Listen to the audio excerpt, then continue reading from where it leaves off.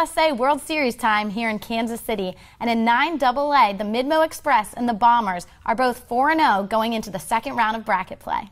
Prodigy Baseball Academy pulled off an upset as they dethroned the third seed KC Giants. Prodigy will take on the Bombers tomorrow. The 5 seed KC Smash, fresh off their 21-run game, will be taking on youth baseball's version of Goliath in the Midmo Express. In 11AA, 3 teams remain undefeated after the first 2 days. The Muskies, the Diamondbacks, and the Sticks are all 3-0. During the final rounds of pool play, the Sticks were close to receiving a blemish on their perfect record before they battled back from a 5-2 deficit and defeated the 21 seed Prodigy Baseball Academy 8-7. More 11AA action. In the second inning, the Burlington Explosion exploded 8 runs against Warriors White, and the Birthday Boy closed it out on the mound, 10-3 for the Explosion.